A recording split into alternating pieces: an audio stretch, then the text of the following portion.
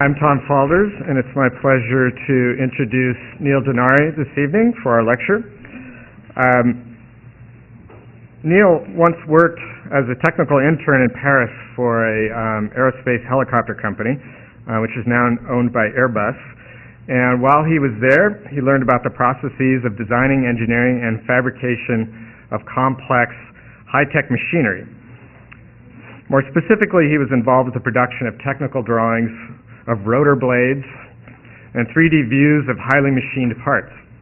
These early lessons in precision and detail have had a great impact and were a significant influence on Denari's ongoing professional life as a designer and educator.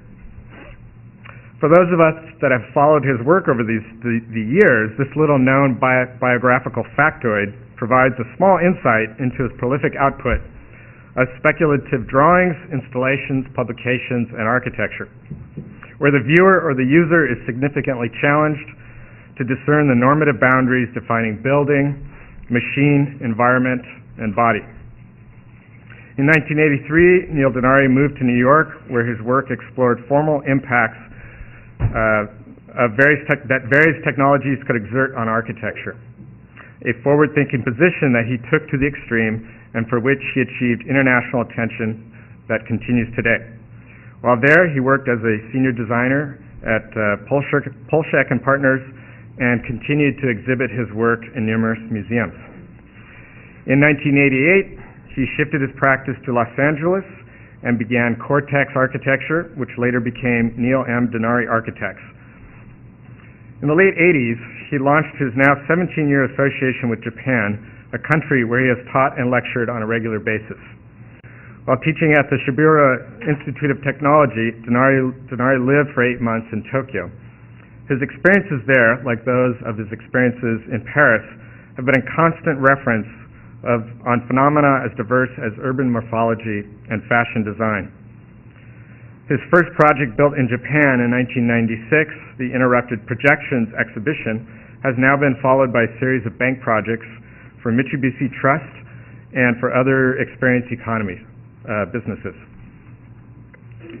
Since 1986, Denari has had a distinguished career as teacher, marked by his appointment in 1997 to 2001 as the director of SCI-Arc, and he now holds a position as professor in residence at UCLA. He is the author of 2 best-selling books, Interrupted Projections and Gyroscopic Horizons. His forthcoming book, called Speculations On, will be released in 2009.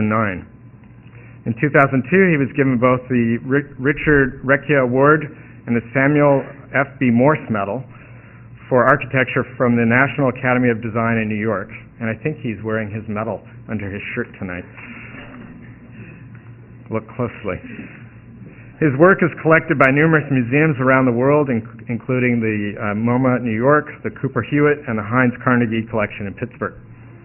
Finally, he has given over 200 lectures on his work around the world, and we are thrilled that we are helping him to get to number 300 this evening. So please join me in welcoming Neil Denari.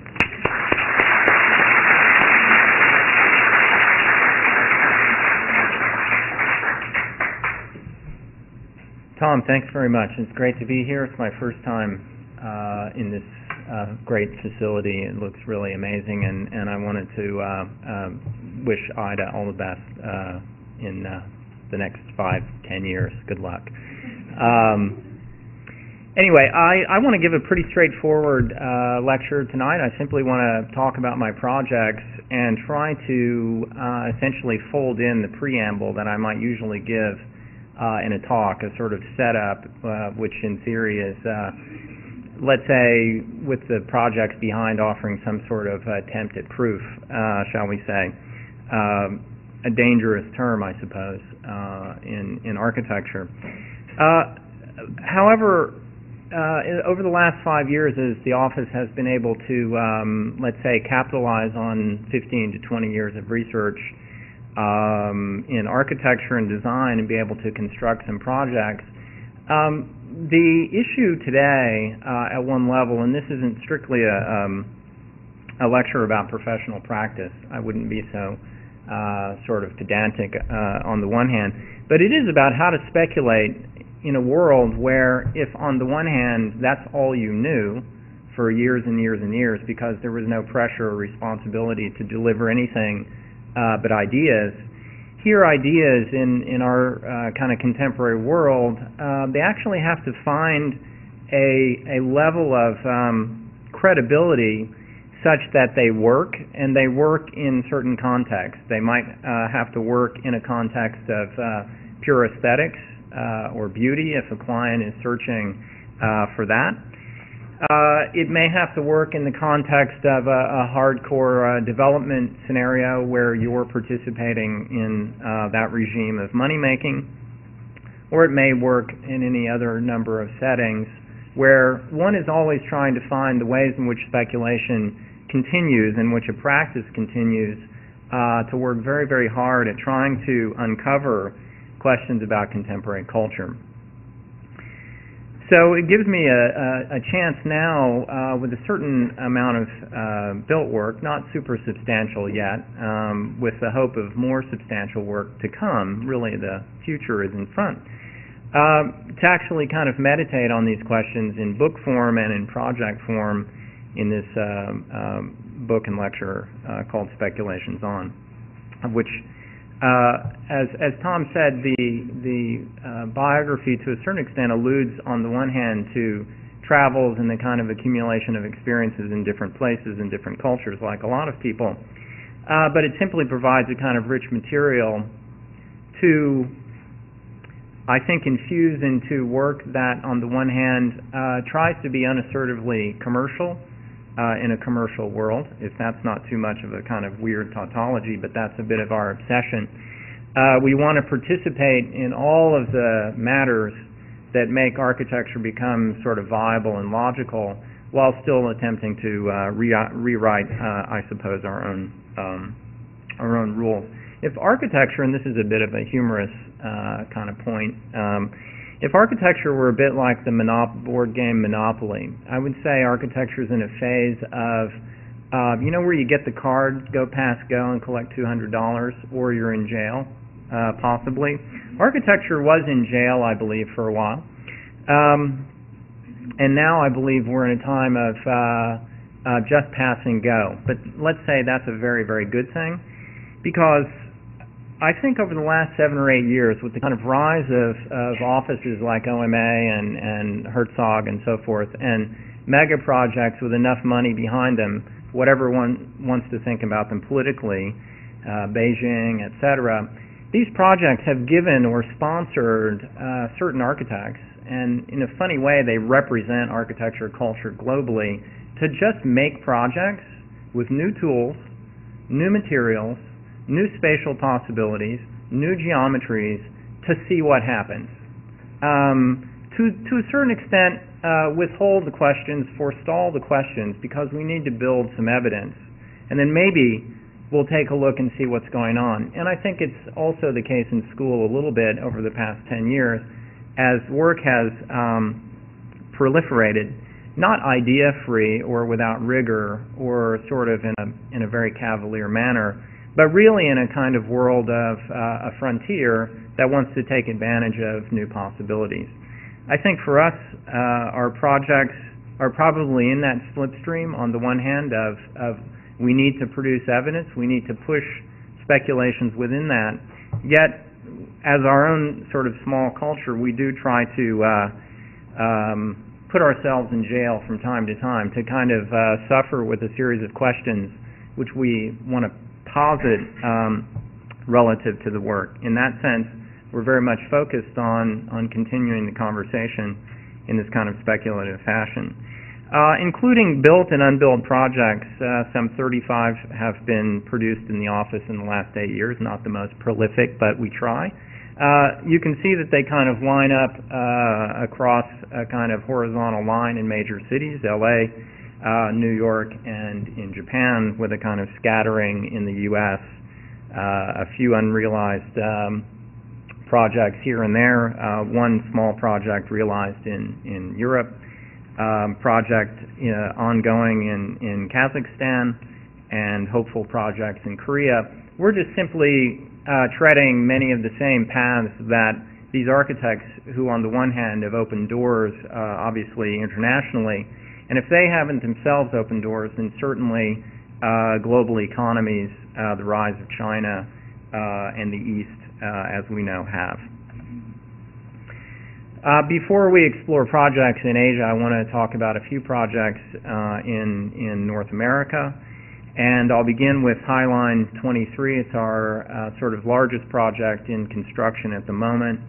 And it's been an ongoing project since 2005.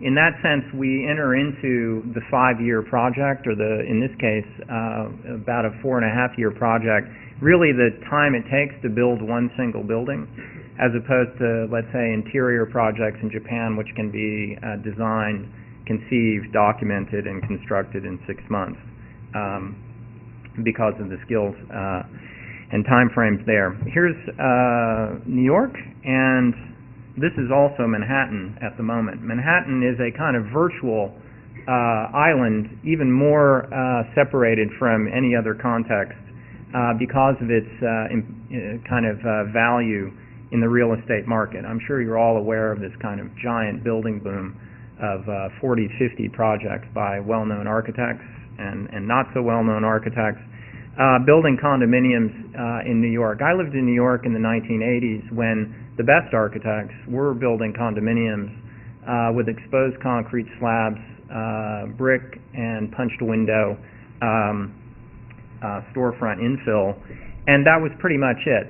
Now, with the rise of this global economy, on the one hand, we understand Manhattan is becoming a kind of virtual playground, but I certainly wouldn't want to bite the hand that feeds, in this case, feeding a frenzy not only of real estate speculation, but also concomitantly architectural speculation.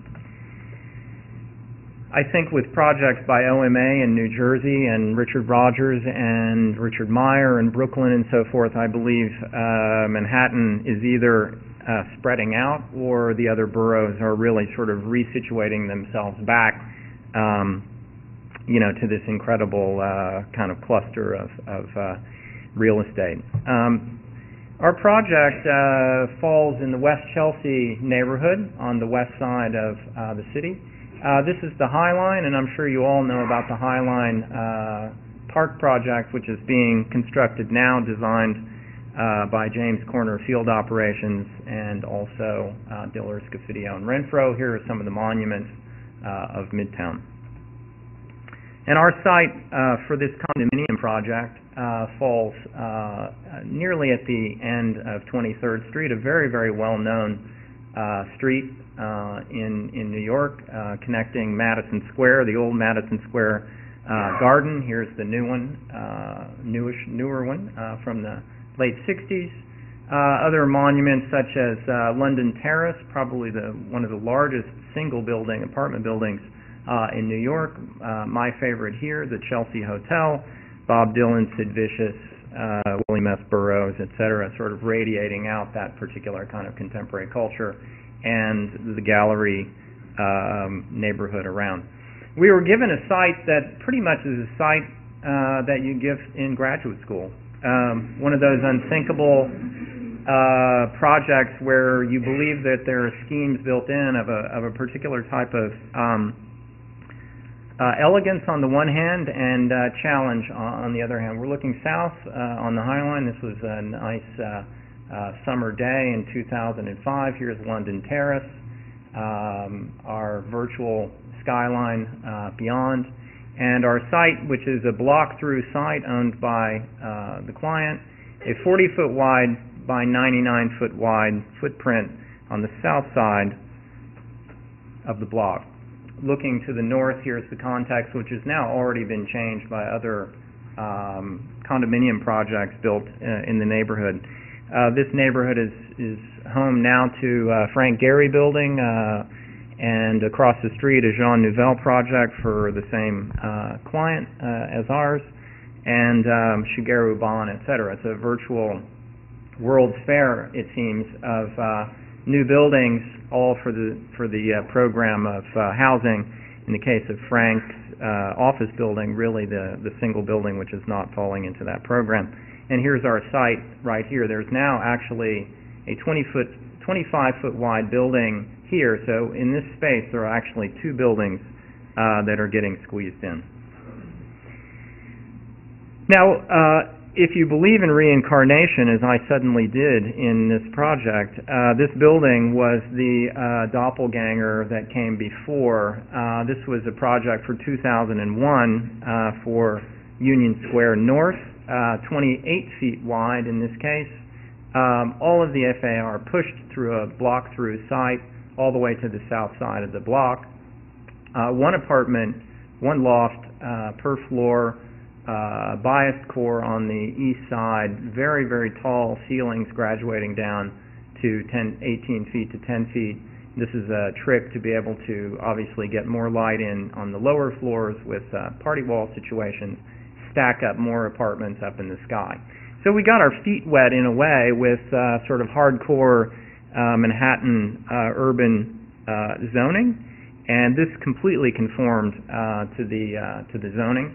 We weren't able to put any operable windows on the party wall since we were working on a party wall, even though I was arguing that some of these slopes were sort of right off the party wall. 2001, as you know, canceled many, many projects in New York, and it was only a strange kind of hesitation in a way that simply prevented momentarily only more speculation from happening in Manhattan, because 2001 was about the time that the first Richard Meier towers were being completed in the West Village. So I'm going to show you a series of zoning diagrams. We were presented with a zoning envelope that we asked to exceed or change in 7 different ways. And our client, who was in, let's say, possession of the site, had to obviously figure out if a project could be built on his terms. And his terms were to make a project bigger than what the zoning would allow, for probably 2 or 3 reasons. One, yes, a financial reason, and number 2, this was a kind of linchpin site. There were lawsuits on this site, there were crazy owners, etc., where if a project could somehow succeed here, not only at a volumetric level, but let's say at a kind of mini spectacle level, the politics would be invoked, lawsuits would be dropped, a lot of development along the High Line would happen. This had nothing to do with us per se, except the extent to which what got put into our hands was a challenge, both to resolve something financially, but also resolve it on a kind of cultural level, because if we couldn't do both, the project wouldn't go. 25 feet wide, just like the neighboring building next door. This zoning exception shows 5 feet of a building, a modest sliver at the top, to actually hang over the High Line. It's, besides a cornice or two, it's the only actual volume of space in Manhattan that actually sits over public space. There are cantilevering buildings in reverse, like the Whitney, but that sits on its own footprint. We did this, of course, to work on the proportion of the project in terms of its profile, but also to gain more square footage, however minor, but for the upper floor is very, very high return. We have a spur in the High Line here that actually encroaches onto the site by 5 feet, part of which made the site a little bit difficult, if not tremendously difficult, to develop, because one certainly would know that you were going to lose a lot of volume because a 52-foot easement vertically had to be invoked. One day, trains may come back onto the High Line. That's what they imagine might possibly happening, so we had to respect that. But at the same time, we're actually building in a way beyond and over the High Line again in the front of the building. Street wall is mandated up to 102 feet on 23rd Street, but of course the spur does not allow that to happen. So these folds are very much by, on the one hand, providing enough sort of relief from the structure of the High Line to be able to make a reasonably apartment that can be inhabited very reasonably. In this case, where one would typically have to have a 90-degree setback along this slope, we asked the city if we could build it on the slope again. I think Raymond Abraham's Austrian Institute might be the only other building which asked for that exception. And we're 5 feet bigger in the back to be able to negotiate the interior plans a little bit more generously. And a penthouse on top. This is the limit of the zoning envelope here, 145 feet. You may put your mechanical and your parapets above that line, but we went to great lengths at the request of the client to insert the second floor of a 2-story duplex. Again, you have to sort of work on this project where, on the one hand, like all real estate projects, the demand for this is perhaps the lever to actually make the project work, because that's probably worth $4 to $4.5 million. Numbers that are very, very hard for us mere mortals to kind of consider. But they start to make arguments for projects financially, which on the one hand can seem incredibly distant from what does it mean to sort of speculate as an architect. Yet, as I would say in school, while you don't have budgets typically that you're dealing with, you're struggling with gravity or the camber of a beam if you're so inclined, or the poetics of a particular space. And at the same time, you're always looking for limitations and sort of parameters. In this case, money doesn't become a limitation, it actually becomes an agitator. The building must do certain things to be able to create a life for it. If it can't, if it doesn't work, then the project somehow doesn't manage to stay alive. Our client asked us to face the public space south, 1 apartment per floor. Of course, at the very early stages of the project, after he also demanded that we have a complete curtain wall project, we proposed a brise-soleil system, pretty logical for a directly south-facing facade. And at that moment, we were told that brise-soleils don't work in the New York marketplace, defying all sort of logic for, let's say, solar control. Of course, you can make it up with integrated glass units that have high-performance coatings on them and Meco shades behind, which we, in the end, create as a kind of total curtain wall system. And still, this building will be a gold-rated project. It's both one level of invoking the slightly dubious nature of the LEED's rating system, because to me, we should have probably a brise-soleil system on this to relieve the work that the glass has to do.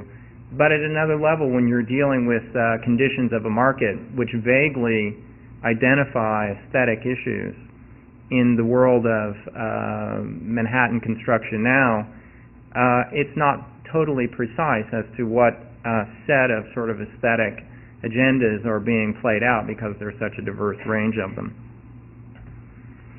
So here's the project. Gallery space, micro lobby, very Japanese scale, 40 feet wide. We set back only 8 feet from the high line, and we slope out to 40 feet, the full width of the site, really as quickly as we can to be able to make the middle apartments, which have these amazing views up and down the High Line, and on out to 45 feet with the penthouse on top. So here's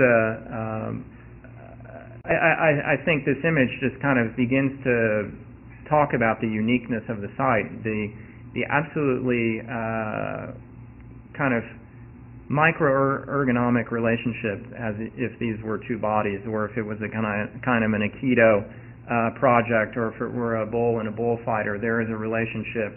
One can invoke all sorts of relationship metaphors here. A 2-story lobby, very small, 1 apartment per floor. And here you also begin to see the integration of the framing of the building, which is expressed, but doubly expressed in a 2-dimensional Fritz system, which I'll explain more, that gives the project, let's say in our case, a way to continue to play out our interest in how the nature of the 2D world, I could argue, it's a bit of a taboo, especially coming from an architect, is more impressive than architecture itself. Impressive in the sense that what you remember, what you think about, what you deal with, what you consume, architecture generally works as a background or as a vague kind of distraction, whereas the 2D world, especially the world of image making and so forth, whether it's film, cinema, TV, information, books, it's only a kind of contemporary McLuhan-esque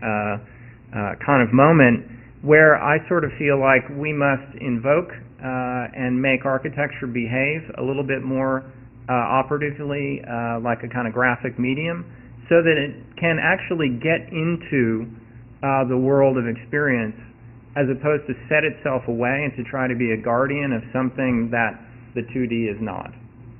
We don't make that sort of bulwark of resistance for architecture.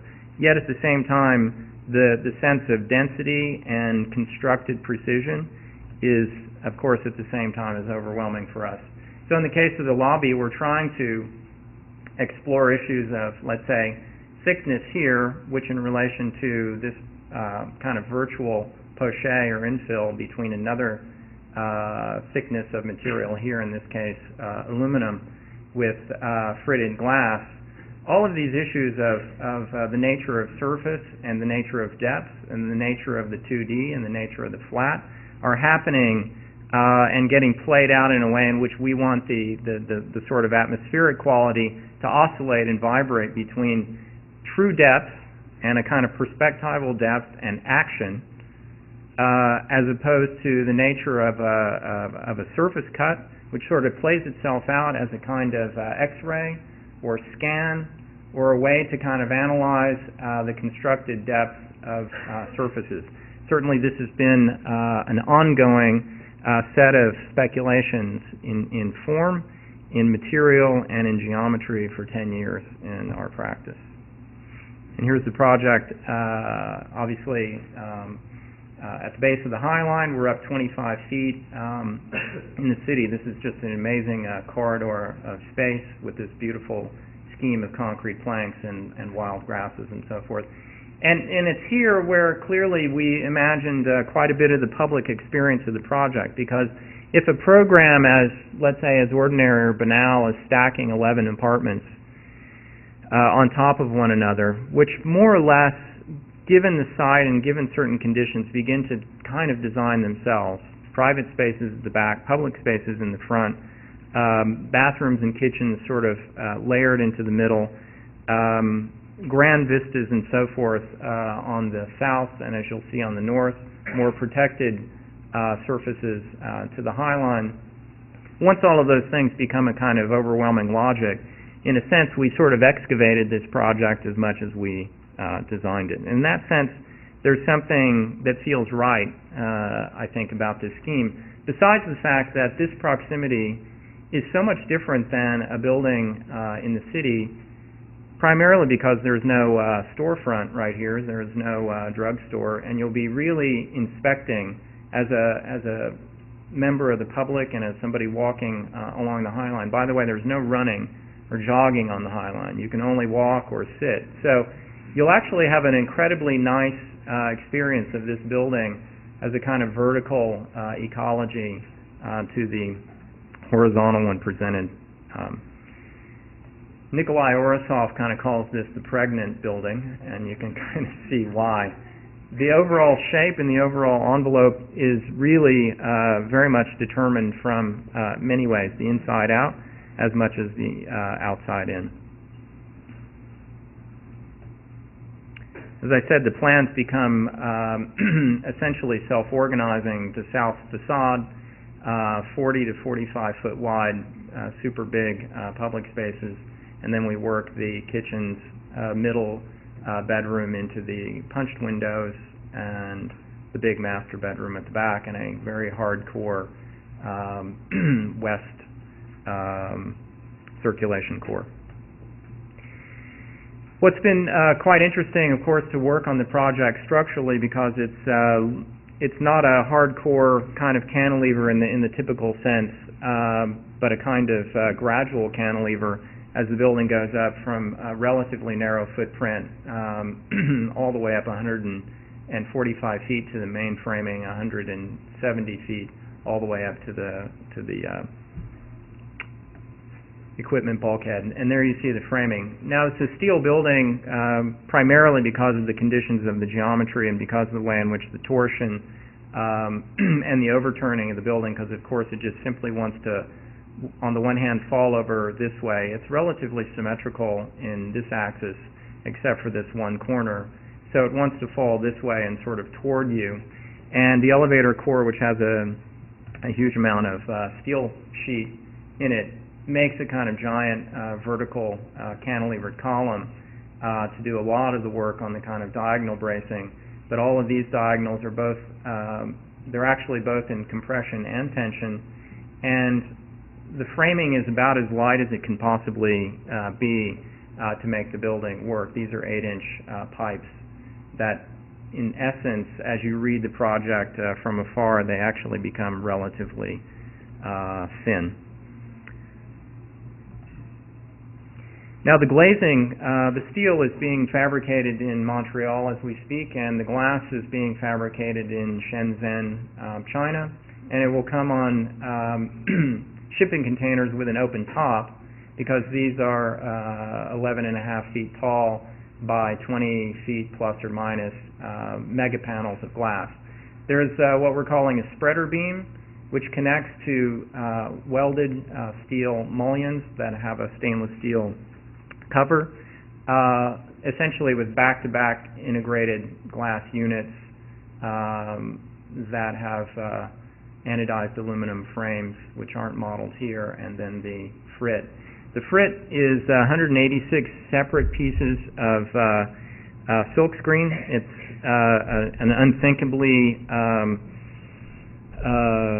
expensive on the one hand thing. And we actually had it in the project from the very, very beginning, and what was quite fantastic is the minute our client attempted to value engineer it, we just simply did renderings of the building without it, and he was shocked at the effect that the 2D had. Essentially, by putting it in front of him, somebody who, on the one hand, is a very sophisticated person, but to listen to my argument about legibility of 2D form as it might be applied to a building sounds rather amateurish in a way. But we were able to make this project also one about verticality, and that was working very, very hard to get away from having a spandrel panel of either glass or a shadow box of opaque material, because in this case, these were early studies. This was the structural beam, a high-performance tube. Here you see the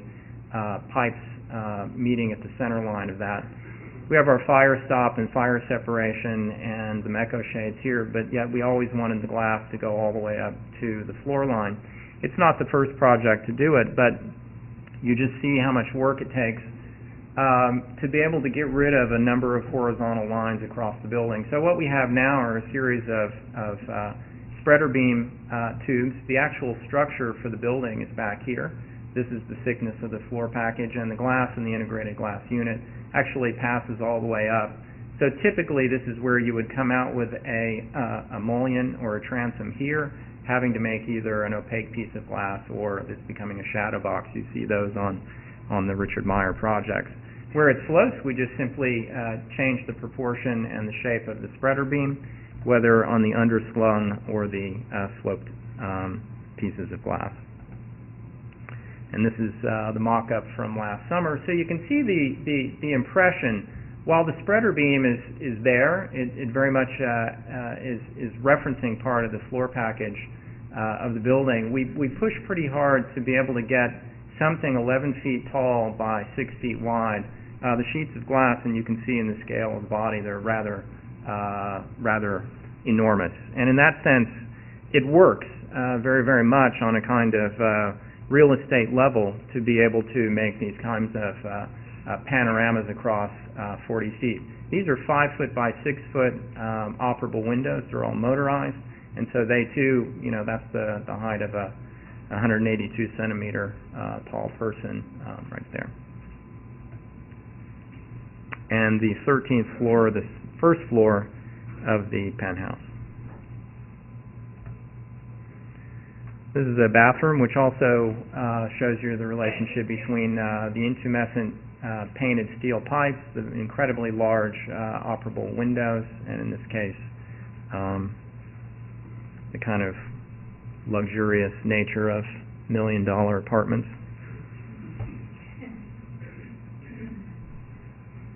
And the upper floor of the penthouse, which we've also worked very hard to make a series of sliding doors, avoid having to have a post for them to meet in the corner. These are being produced in Italy.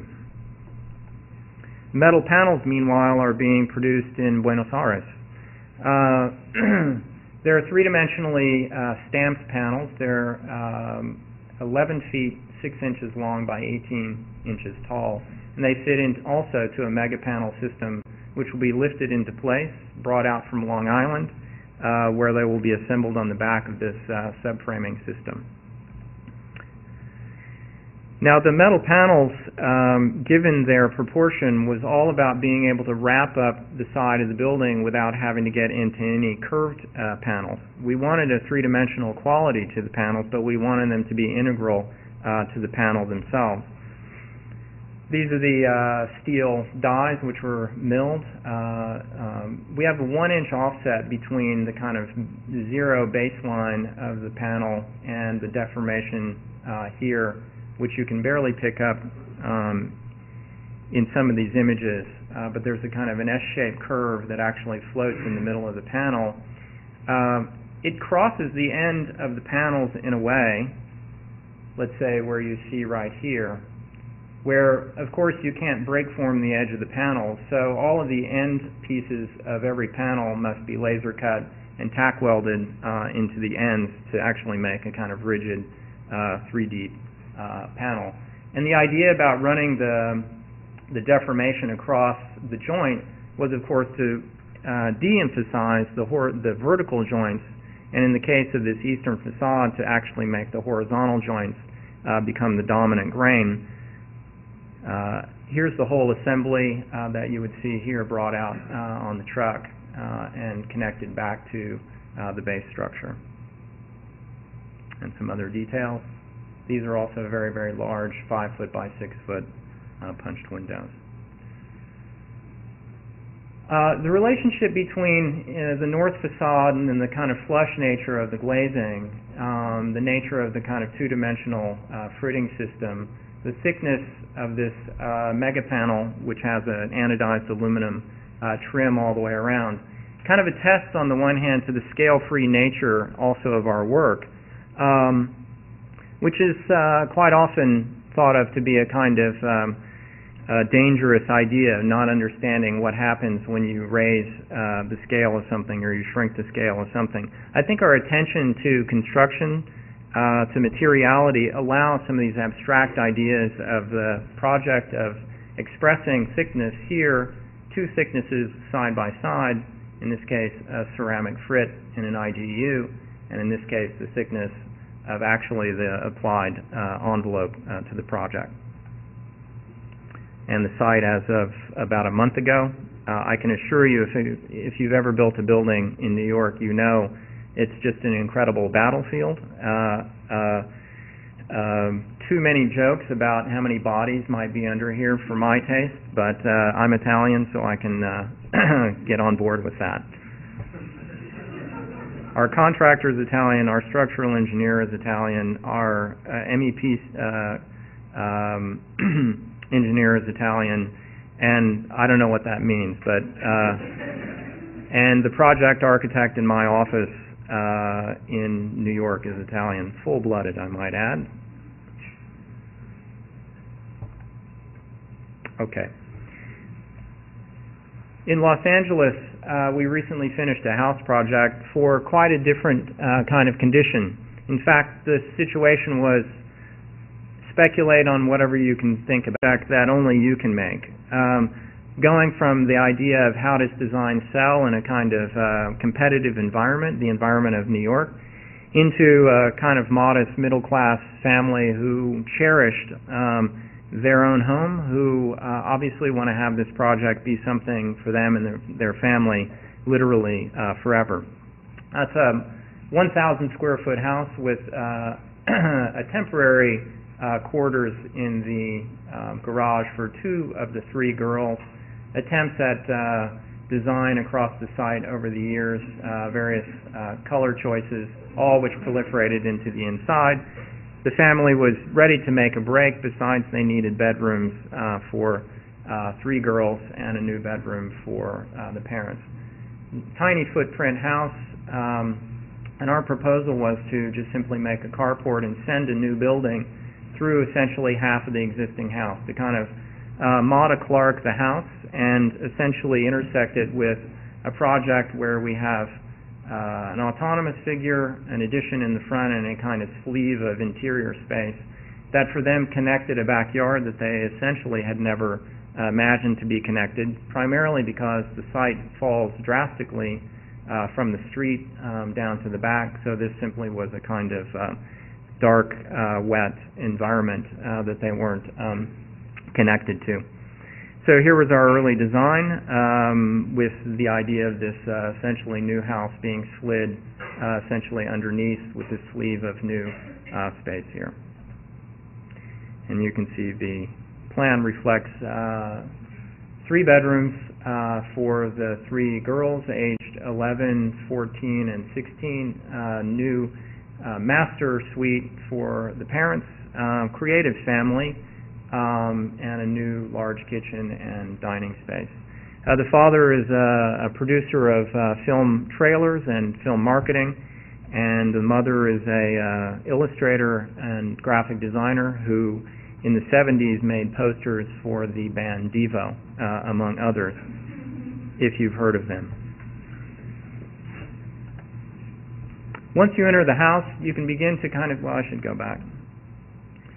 Here's a cross-section through the entire project where we're trying to attempt a kind of corrugation of space, partly based on the issue of wanting to reveal the new project from the existing house and not attempting in any way to kind of connect the geometry of this kind of hip roof, hiding a beam which had to be inserted to be able to essentially rid the house of these internal walls, making this kind of corrugated soffit that essentially runs all the way through the house. The clients chose to wait on this bit and essentially build the project from here back. So the new kitchen essentially in this kind of big white void space kind of compresses space obviously all the way to the back of the site, and then this kind of shearing of floor levels all the way back down into the new public space across this landscape of kitchen, living space. There's the family deeply connected to their new world of aesthetic lifestyle, purging Barbies and colors out of their lives into a kind of focus on relaxation and a kind of purity. This, in fact, was the project that we were asked to make. In no way was this a project about producing a lifestyle for them.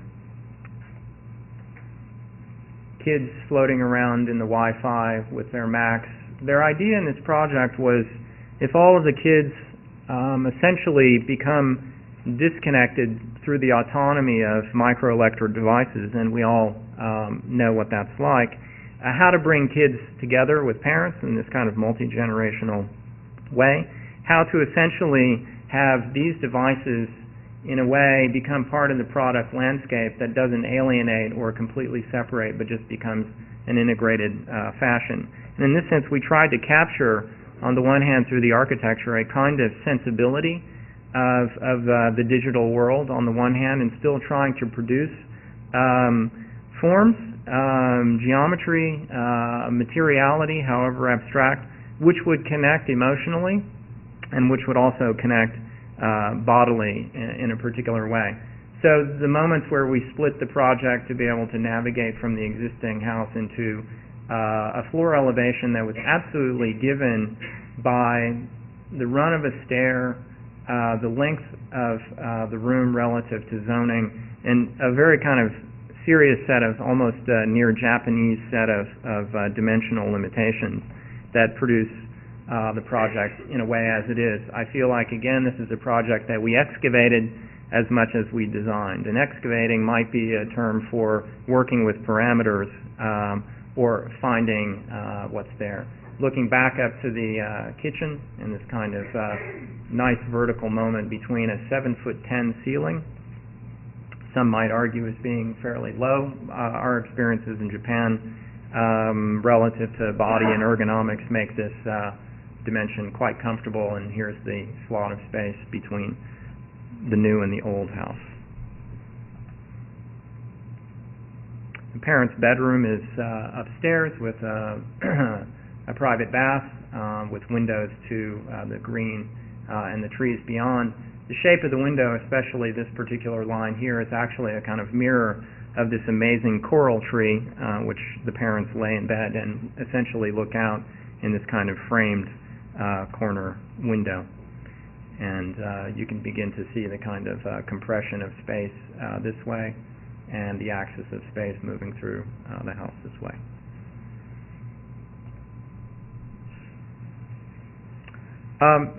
Very quickly, going through an experimental project we built at SciArc in the summer of 2006, the question was about light, not so much as a wave or as a particle, but our conceptual query was, can light be so dense that it can be solid? And bundling custom-designed Bartco light fixtures into a kind of incredibly massive constellation of 250 lights was really our project. We wanted to make a project on the one hand which was, again, about a kind of an expedient system of structure. Our goal was to suspend 250 lights with the least amount of structure within a kind of system that at the same time would still allow the structure to operate as a kind of graphic device and a 2D device and a kind of three-dimensional device. And this image is relatively telling with the lighting coming from behind, and you get essentially this kind of silhouette or halo, a virtual two-dimensional device, not unlike the Fritz system on HL23, but as it essentially collaborates with 6 bays of loosely repetitive structural bents or formers and stringers, in this particular case a little bit like an airplane wing. The relationship between that which is flat and that which is action-based and deep and has time in it versus the thing which closes out time and only exists in a particular kind of frozen moment. These are the things that we've been exploring very, very kind of dedicated fashion for a number of years. And in this case, to pull it off in a small-scale industrial design project, where when you look at the project from a variety of angles, you can basically get to certain points, especially in the middle, where you only have light, kind of producing this idea that at least optically it is solid, as though it was a kind of pure, dense extrusion of material. And at the same time, when you get back and you can kind of see a lot of void and a lot of space between this, you have to read the formers and the stringers, not the bolts themselves, as the thing which is sort of delivering solidity, even if it's only a kind of wireframe of that solid. And in essence, it makes a project come alive in ways that when you're working on projects digitally and you model structure and you deal with center lines of structure and the wireframes of structures and so forth, one must remember that, you know, unless it's a project like this, those are only diagrammatic ideas about the nature of the solid. There is true material density that follows behind these projects. This is one half of an office and theater project that we did in Beverly Hills in 2004. This is the screening room for the Endeavor Talent Agency. I believe it's now the second largest talent agency behind CAA. They have some 250 employees, and they're the sort of younger maverick company. And we did offices on the 3rd and 4th floor in this Charles Luckman building in Beverly Hills. And in a 54-foot street facade, we installed a screening room and pre-function space. And here, the task, of course, was a welcomed one, in the sense that we had to functionally install a theater into a bay about as big as this room, and we have 80 seats, and yet at the same time this became the first and only theater of its kind to have any street presence in Los Angeles, as they're usually hidden within larger buildings or behind sort of studio campuses and so forth. So we were able, of course, to, through architecture, give a kind of brand identity to Endeavor. That was an augmentation, a public augmentation of what was already privately happening with the offices. We worked with 2x4. They developed the logo and a whole series of graphic embellishments to the project. So in this former Ann Taylor space, we have a 25-foot wide bay, a concrete building. We've got a parking garage below with vibration. So essentially we have to float a box within a box, 4 inches of concrete on springs on top of the concrete slab, and then a kind of an incredibly dense stud and drywall box. It's a THX rated theater. And the premise here, on the one hand, was if this is sort of expedient, on the one hand geometrically, and let's say erotic at the level of atmosphere and color, specifically, 3 general sectional conditions kind of articulate the way in which you essentially inhabit the space. Parallel to the front facade, you move in to the first kind of layer of the building, and you encounter this section, a kind of partition which doesn't quite meet the floor, which has a certain geometry which you can pick up from the exterior, especially here in a clerestory situation where this profile and this profile and these depths and thicknesses can be read, and you see that right here. So from this one particular moment, playing out the program of privacy happens. We wanted feet and bodies to sort of be exposed and kind of moved around here. We wanted a certain amount of reflectivity of light, artificial and natural, to kind of bounce around in this world, and we go from about 8 feet to 7 feet 6 down at the end of this threshold or very, very large vestibule.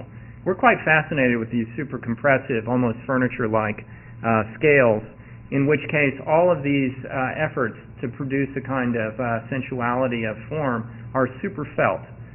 They're bodily, they're super ergonomic. You're brushing up against them all the time.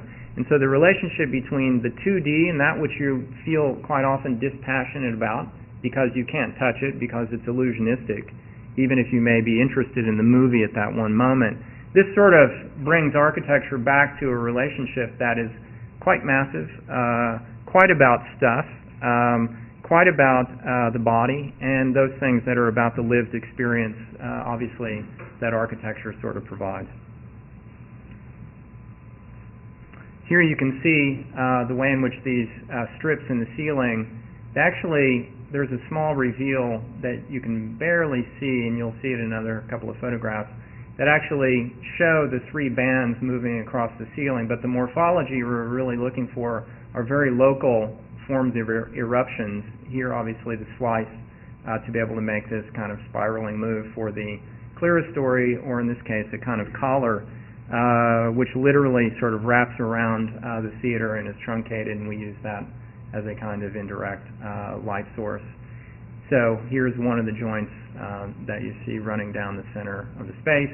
All of the other kind of lunar qualities to the ceiling are very, very purposeful, and here's the interior of the space.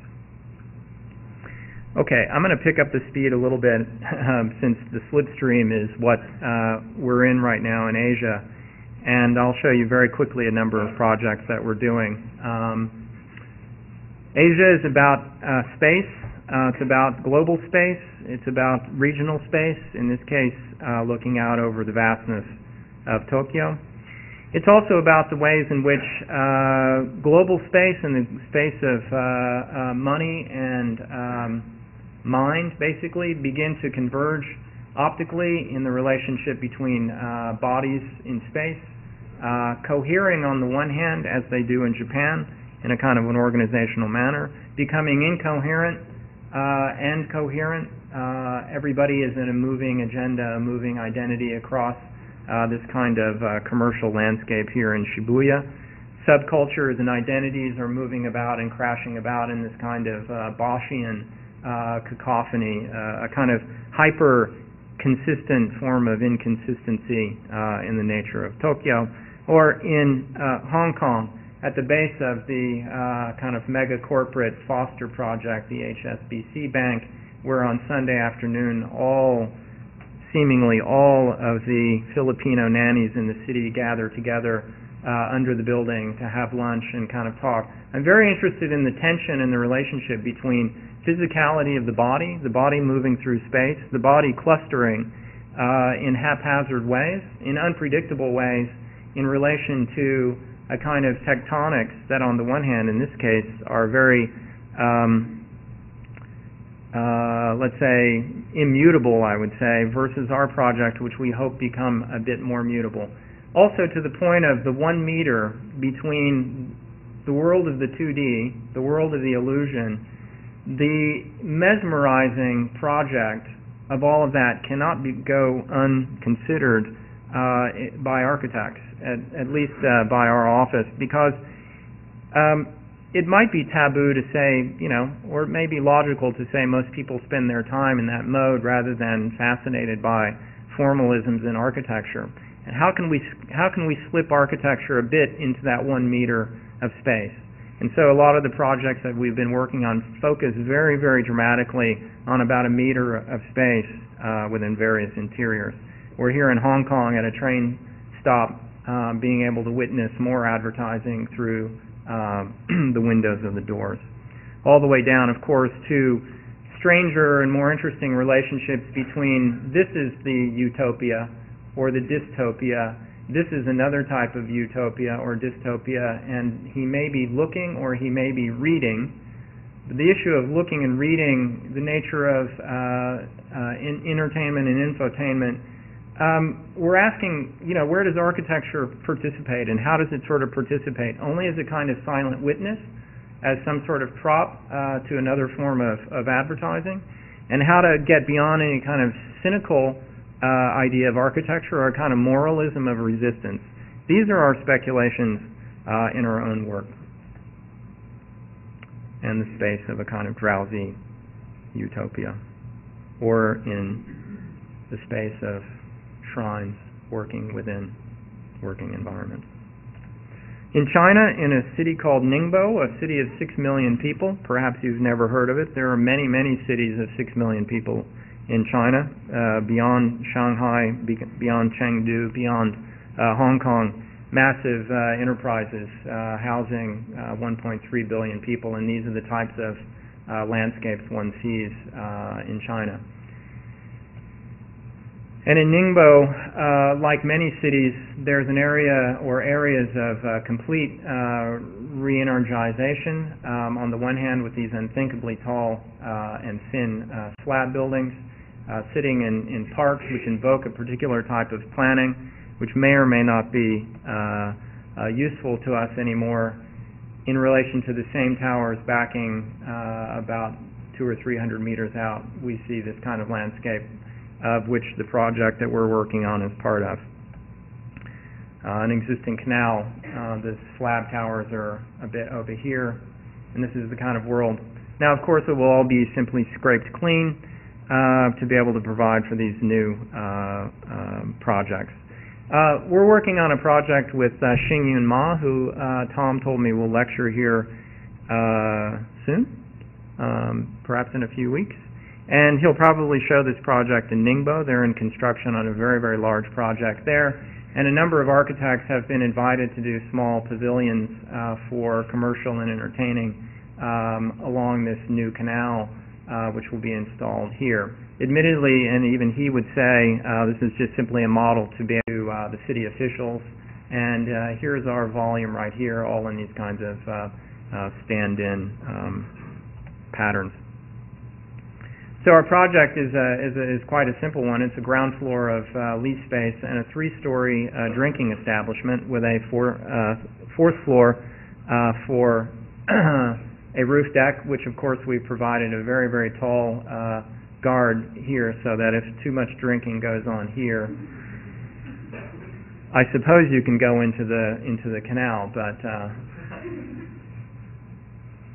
so our project in many ways is geometrically quite simple. We work with a plan configuration that is trimmed in a very specific way at the bottom, put together with a series of stainless steel panels making a kind of rain screen on top of a very, very straightforward steel and glass storefront building.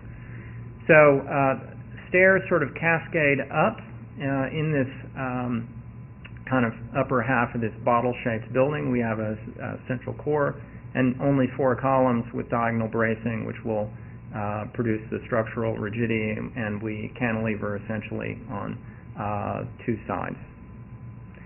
Here's the storefront glass, which simply sits on top of a concrete slab, and we make it a very economical building, and then we invest most of the energy and most of the budget to a rain screen and a system of vertical carrier channels that allow these 3-dimensionally stamped panels, which will probably come from the same company in Buenos Aires because they're not yet capable of deforming the panels as deep as we want them in China. And the rear of the building, which is also a main access point, and so we've lifted the project up off the ground and trimmed it at the base for very, very specific sort of ergonomic moments. Our largest project in Asia is in Almaty, Kazakhstan. It's a country of it's the largest country in the world that doesn't touch a body of water. It's obviously adjacent to China, and it too, like China, is scraping whole areas of Almaty clean. We're on a very, very large site, and I chose to not show you the context because the context actually doesn't matter to a certain extent because it's being scraped literally clean. There are sort of very, very poorly designed buildings all around the periphery, with one exception, I suppose, and there is a twin tower literally about 20 meters away from this building designed by Foster and Partners, which I believe is entering construction soon. We have the program of 100,000 square meters of office and 120,000 square meters of condominium. To the south, which is essentially this direction, we have panoramic views of a very beautiful snowy mountain range. And so we've tried to set up, per the request of the clients, to set up as much view corridor, obviously, this way as possible. These are all floor-through units, so it's not a double-loaded situation. And here you see the elevational relationship between the office building, which has a kind of pinched footprint, a series of bridges which link the typical kind of shopping mall base, and the constellation of slabs on top. This is all an operable series of envelopes punctuated by more traditional balcony figures here with sort of amenity terraces, windmills, and solar panels up on top. Our project, on the one hand, aesthetically, was to try to produce a certain kind of differentiation and still produce a kind of mesmerizing homogeneity. And so here we're using ceramic frit in the glass. This is all operable white painted aluminum panels. These openings are actually relatively big. They're 2 meters wide by 4 meters tall. They actually are taller than a single floor. That also throws off the scale nature of the number of these floors. So we want to be very clear about revealing the grain of the housing project here and disguise the grain of it here and match the grain here, reveal it there.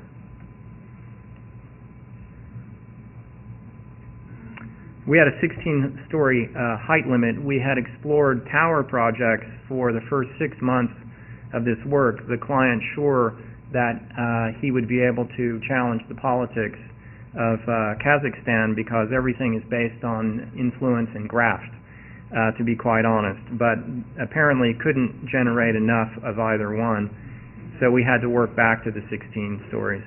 Finally, I'm just going to run through some bank projects very quickly before I end the talk. And these are in Japan. This is for Mitsubishi United Financial Group. We've designed a series of flagship banks and a series of expansions, and I'm going to show you 3 of the flagship projects that we did. This project was the second one we did. They're all renovation projects. This is in a larger office building, 2-story space. The ground floor is an ATM hall, and the upper floor is a private banking office. Private banking is essentially the new kind of global paradigm for the way in which more wealthy customers are treated. Banks are becoming more and more like clubs or salons. There isn't so much money being exchanged except ideas, talking, speculations on what to do with trusts and so forth. And so we chose in this city of Nagoya, in the middle of the country, in the middle between the Kansai and Kanto regions, a bit of a Chicago, if you will, an identity about, on the one hand, finding their own identity, while at the same time struggling as a kind of second city to Osaka and to Tokyo.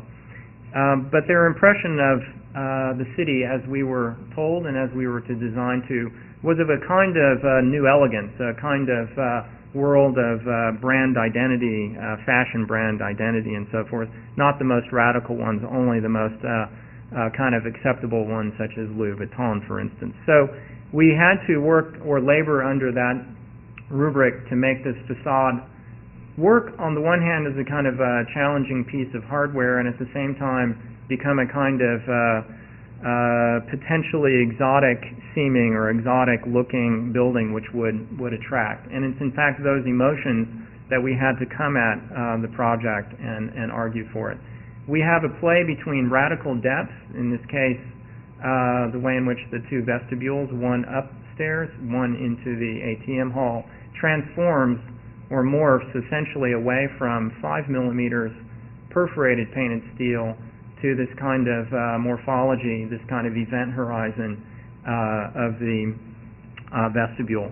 Here we have, these are aluminum cast panels, there are 3 of them, that allow us to essentially make this kind of industrial design formal language sort of work. The rest of it is 2-dimensionally rolled pieces of steel, all painted in the same Kynar finish. There's a view into the first floor. The ATM hall is a kind of blue and green aqueous world where we were given much, much more liberty to think about attracting customers off the street. Meanwhile, this plan, and you'll see it sort of repeat a couple more times, is a very, very basic project for us. A normative concrete building in Japan, very, very straightforward.